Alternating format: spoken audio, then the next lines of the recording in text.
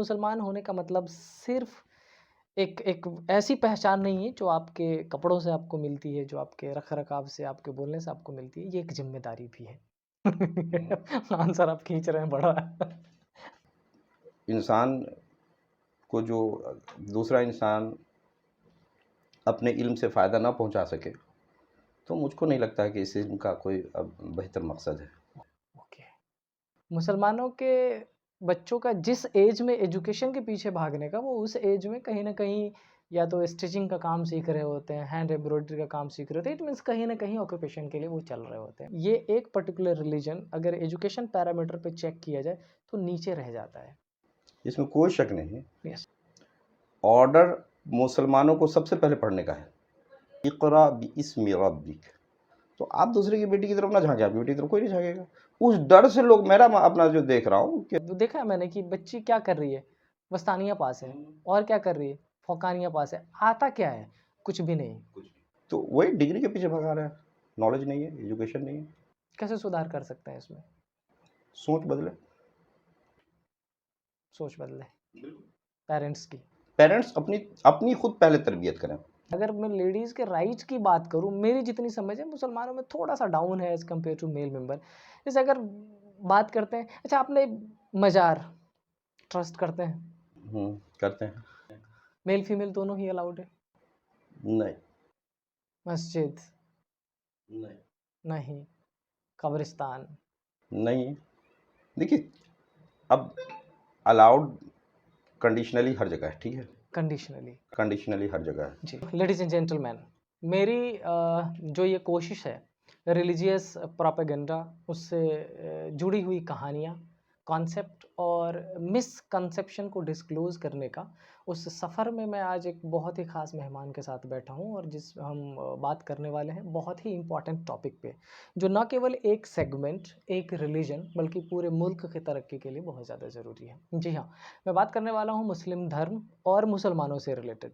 Actually ऐसा है कि आज की तारीख में जो मुस्लिम कम्युनिटी है उनके सामने कई सारे चैलेंजेस हैं। मैं बात करूँ अगर तालीम की कमी है, बेरोज़गारी है, फ़िरका परस्ती है, मुसलमान के अंदर औरतों की कंडीशन के बारे में अगर बात करूँ तो बहुत सारी चीज़ें हैं। इसके अलावा जो आज के दिनों में अगर आप देखोगे तो एक मिसकंसेप्शन फैली है मुसलमानों के बारे में, वो ना जाने कहाँ से बनती है और कहाँ तक पहुँचती है। एक बड़ा ही रोल जो हमारे सोसाइटी के एक स्ट्रॉन्ग पिलर को हम कंसीडर करते हैं, जो हमारी सोशल मीडिया है वो भी प्ले कर रही है। और इन सारी ही चीज़ों पे बात करने के लिए आज मैंने अभी भी आपसे शेयर किया कि जिस ख़ास मेहमान को बुलाया है, ना केवल दीनी तालीम उनकी बहुत अच्छी है बल्कि ग्राउंड रियलिटी के बारे में भी अच्छी जानकारी है उनको। मैं चाहता हूँ कि मेरे बड़े भाई खुद से ही अपना इंट्रोडक्शन हमारे व्यूअर्स को दें।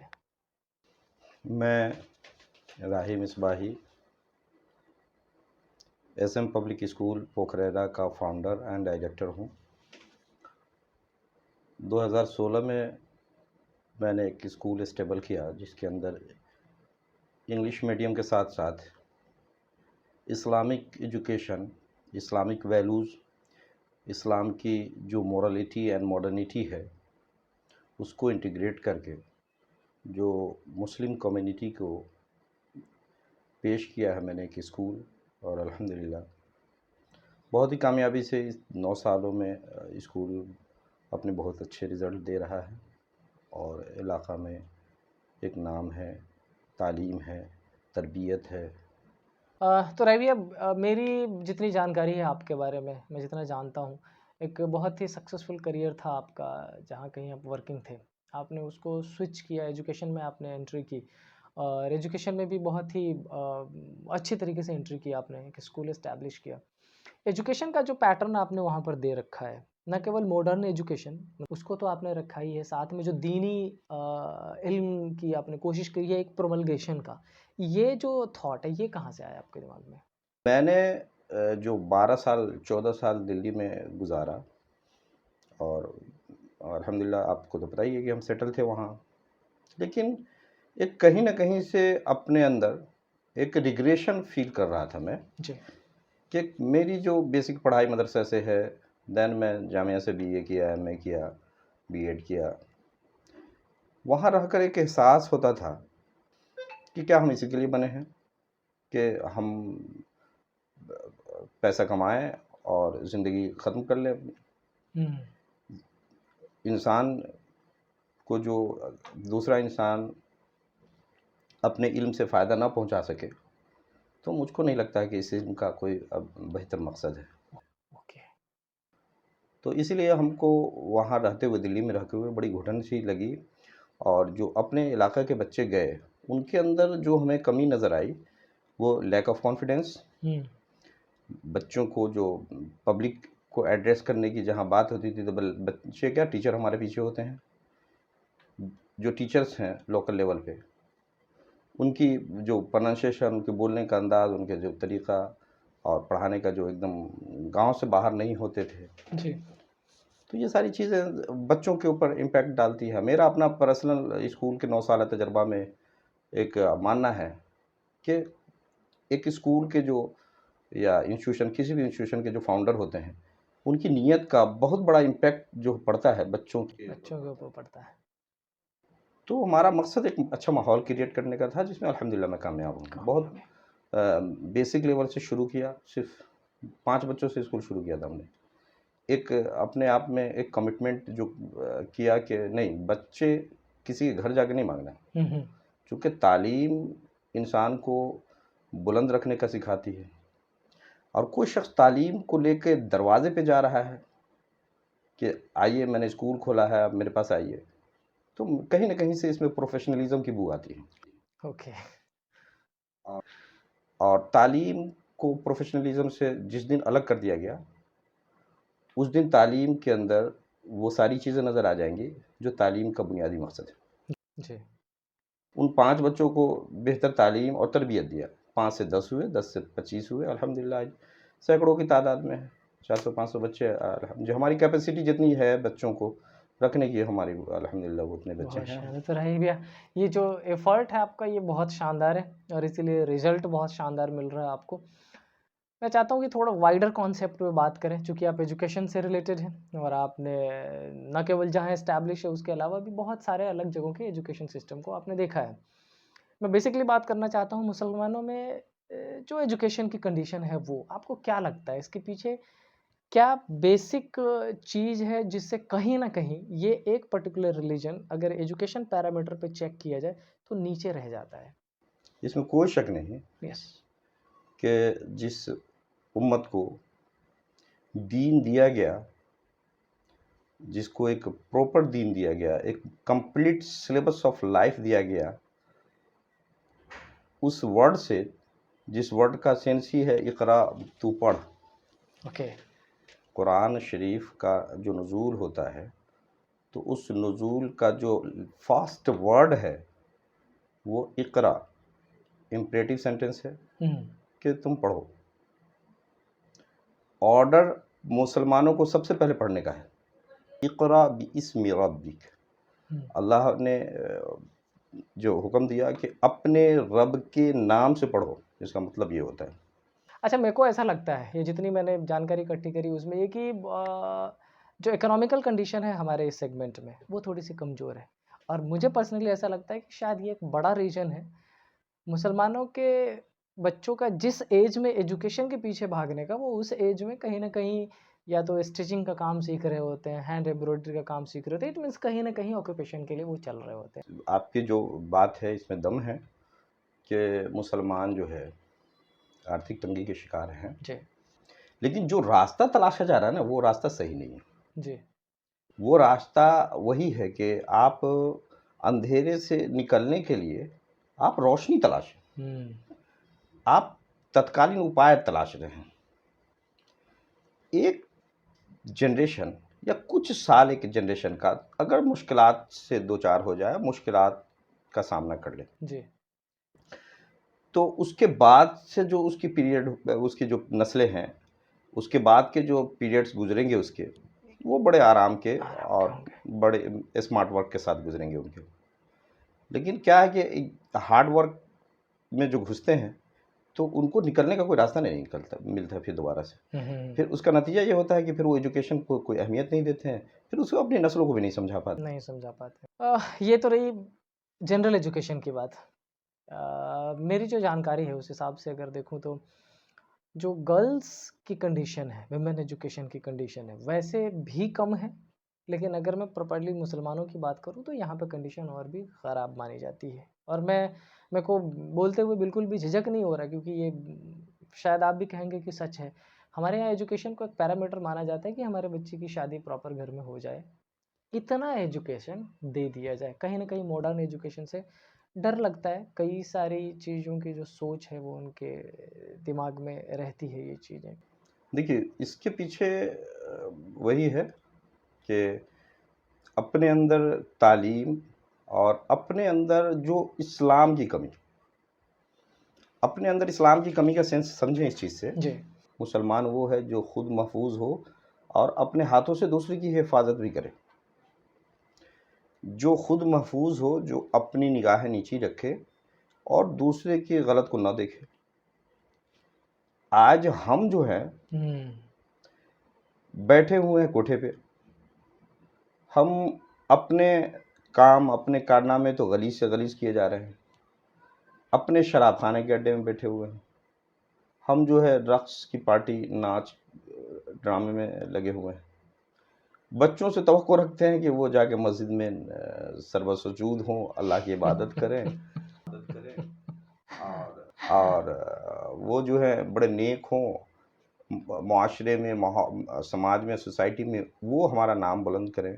ये पॉसिबल नहीं है। तो आपके किरदार, आपके जो अपने अमल हैं, वो उसका इम्पैक्ट आपके बच्चों पे पड़ता है। तो आप झूठ मूठ का, जो बच्चों को आपको पढ़ाना चाहिए, बेटियों को डॉक्टर बनाना चाहिए, बेटियों को अगर वो कंप्यूटर साइंस करना चाहती कराएं। आज एआई के ज़माने में आप बच्चों को रिस्ट्रिक्ट करेंगे, रिस्ट्रिक्ट नहीं कर सकते। आपका खुद ही जो सोच है, आपका नज़रिया है, उसको चेंज करें। मुसलमानों को चाहिए कि आप यकीन रखें कि जो अल्लाह पाक की रज़ा के लिए जीते हैं ना, अल्लाह पाक उनकी औलाद की इज़्ज़त व असमत की हिफाजत खुद अल्लाह करता है। तो आप दूसरे की बेटी की तरफ ना झांकें, आपकी बेटी की तरफ कोई नहीं झांकेगा। उस डर से लोग, मेरा अपना जो देख रहा हूँ कि उस डर से लोग अपनी बेटियों को जो है 6-7 साल, इसमें जो देख रहा हूँ कि बहुत बड़ा तल्ख तजर्बा हुआ गाँव में 10 साल से रहने से, कि 6-7 साल तक तो वो पढ़ने के लायक नहीं समझते हैं कि बउआ है, बच्चा है, और 12-13 साल के बाद वो घर से निकलने के लायक नहीं समझते। अभी 5 साल में, 6 साल में क्या क्रांति आएगी, क्या तालीम मिलेगी? कुछ नहीं हो सकता। बहुत बड़ी तो बच्चियाँ, वो जो आपने कहा कि बस शादी के लिए डिग्री दिला दे, बीए पास लड़की है, अब वो उससे पूछिए अल्फाबेटिकल साउंड उनको नहीं मालूम, नहीं पता है उसको। ये नॉर्मली, चूंकि आए दिनों जो शादी का वो रहता है वो चल ही रहा है, तो देखा है मैंने कि बच्ची क्या कर रही है, वस्तानिया पास है, और क्या कर रही है, फौकानिया पास है। आता क्या है? कुछ भी नहीं। तो वही डिग्री के पीछे भगा रहा है, नॉलेज नहीं है, एजुकेशन नहीं है। कैसे सुधार कर सकते हैं इसमें? सोच बदले, सोच बदले पेरेंट्स की। पेरेंट्स अपनी खुद पहले तरबियत करें, है ना, अपने आप को मुसलमान बनाएं। हमारे ऊपर इस्लाम ने क्या क्या जवाबदेही, क्या क्या जिम्मेदारी, अपनी ड्यूटीज़ को हम समझें, फॉलो करें। ऑटोमेटिक है, वो इंसान का बच्चा है, आपको देख कर फॉलो करेगा वो, बिल्कुल। आप नहीं फॉलो करेंगे, आपका जो एक्सपेक्टेशन है वो गलत है। आपकी जनरेशन तो एज पर एक्सपेक्टेशन और एज पर योर प्रैक्टिस उधर जाएंगे। तो मतलब आपको भी ये लगता है कि जो विमेंस एजुकेशन है उस पर प्रॉपर ध्यान देने की ज़रूरत बिल्कुल बहुत ज़रूरत है। और ये देखिए, ये बड़ी अफसोस के साथ कहना पड़ रहा है कि इस्लामी तालीम की कमी है। आज नहीं, हुजूर अकरम सल्लल्लाहु अलैहि वसल्लम के ज़माने से बेहतर ज़माना कौन हो सकता है इस धरती पे?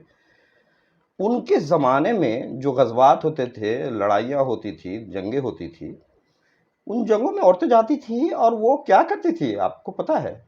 वो औरतें जाकर जराहत का काम करती थी, जिसको आज सर्जरी कहते हैं, फर्स्ट एड का काम करती थी वो औरतें, उस ज़माने में करती थी। एक बात समझनी है, आप जो बात बता रहे हैं वो मतलब ये कि out of the level developed बात हो गई है बहुत ज़्यादा। तो धीरे धीरे सिचुएशन जहाँ ग्रो करना चाहिए वहाँ पे और डाउन की तरफ ही चला गया। डाउन की तरफ इसलिए गया क्योंकि दो पॉलिसीज़ है हमारे यहाँ। एक गवर्नमेंट पॉलिसी बनाती है, दूसरी पॉलिसी हमारे समाज में भी एक पॉलिसी है जो कंपलसरी है, कुरान पढ़ाना। क्या कहते हैं, दीनी मसला मसाइल पढ़ा देना, जो ज़रूरत के बच्चों को सिखा देना। मेरे को एक बात बताइए, आपकी जहाँ पे औरतों की कंडीशन इतनी अच्छी थी, आज एक बहुत ही ज़्यादा कॉन्ट्राडिक्शन नज़र आता है। अगर मैं लेडीज़ के राइट्स की बात करूँ, मेरी जितनी समझ है मुसलमानों में थोड़ा सा डाउन है as compare to male member. जैसे अगर बात करते हैं, अच्छा आपने मज़ार ट्रस्ट करते हैं? करते हैं। मेल फीमेल दोनों ही अलाउड है? नहीं। मस्जिद? नहीं। नहीं। कब्रिस्तान? नहीं। देखिए, अब अलाउड कंडीशनली हर जगह है, ठीक है? कंडीशनली? कंडीशनली हर जगह है। जी। जैसे कब्रों पे, मज़ारों पे अगर बाप का, किसी के बाप की कब्र है तो बेटी जी। जा सकती है, कोई इसमें नहीं। अच्छा, ओके, ओके। कब्र पे बेसिकली भेजने की वजह जो हदीस पाक में है कि आप कब्र पे जाएं। शुरुआत में चूँकि कब्र पे मना किया गया था, जी। बाद में इजाज़त मिल गई कि आप जाएं कब्रों पे, क्योंकि उसमें आपको जो है क़यामत की, अपनी मौत की, वो जो अभी मरे और क़यामत तक का जो ड्यूरेशन है उसको बरज़ख बोलते हैं। अच्छा। हाँ, इसको बरज़ख बोलते हैं, यानी आलम बरज़ख। उसमें जो उस पीरियड में जो पड़ा रहेगा इंसान उस मनोमिट्टी के नीचे, उसमें क्या करना है, क्या उस पे हम पे बीतेगी, उन सारी चीज़ों को मेमोराइज़ करने के लिए, एज्यूम करने के लिए हमको जाने का हुक्म है, ठीक है? तो उसी चीज़ की चूँकि जाएगा इंसान, तो अब एक कुछ आयतें पढ़े कुरान की, तो अच्छे काम करने का है। औलाद जब दुनिया से जाए तो औलाद सालेह हो, नेक औलाद हो, तो उसका सवाब भी माँ बाप को मिलता है। तो वहाँ पे जाने के बाद ज़ाहिर सी बात है, जब इंसान जाएगा तो अच्छे डीड ही वहाँ पर उसको ऑफ कोर्स। बेनिफिट पहुँचाएंगे उसके। मेरा क्वेश्चन ये था कि इक्वल राइट्स क्यों नहीं है? इक्वल राइट्स, देखिए ये राइट्स का क्या सेंस है, जहाँ पर राइट्स चाहिए, राइट्स किस चीज़ में चाहिए आपको? प्रॉपर्टी में। इस्लाम ने दिया है। हाँ, दिया है। दिया है ना? Yes. इस्लाम ऐसा दीन है जिसमें एक राइट दिया है। जी। आप जो नमाज पढ़ते हैं, आपको नमाज में क्या राइट्स का एक माना तो पावर है ना। नमाज में आपको क्या पावर चाहिए? पावर बाय सोल चाहिए। उसकी हिकमत को समझें आप जी। उसके अंदर जो लॉजिक है, रीज़न है, उसको समझें। आपका मकसद नमाज पढ़ने से या इबादत से मकसद तो सवाब पाना है, अल्लाह के करीब होना है। जी। ठीक है? तो जहाँ करीब होने का मतलब है कि प्योरिटी चाहिए। जी। अल्लाह के करीब वही होगा जितना प्योर होगा। आपने इस लॉकडाउन में एक प्रैक्टिकल मिसाल दे रहा हूँ। लॉकडाउन में बहुत सारे लोग, बहुत सारी कंपनियां जिनके पास वर्क फ्रॉम होम का ऑफर नहीं था, जी। उनकी नौकरी खत्म हो गई। बहुत सारी कंपनियां जो वर्क फ्रॉम होम करा रही थी, वो प्रोफेशनल लोग अपनी सैलरी पा रहे थे, वो कंपनी भी सर्वाइव कर रही थी, काम चल रहा था। जी। किसी ने अपोज किया है कि हमारा राइट कंपनी में जाके काम करने का है, हमारा राइट क्यों छीना जा रहा है? नहीं किया गया। तो अब इसी से समझें कि मस्जिद में जाकर नमाज पढ़ने के लिए मर्दों को सवाब है, उतना ही सेम आपको सवाब औरतों को घर में बैठ के मिल रहा है। अच्छा। तो उसमें आपके राइट को कहाँ काटेगा? इसका जो बेनिफिट ये है कि इस्लाम ने औरत के माना पर्दा रखा, माना पर्दा है जी। पर्दा का मतलब होता है कि प्राइवेसी जी।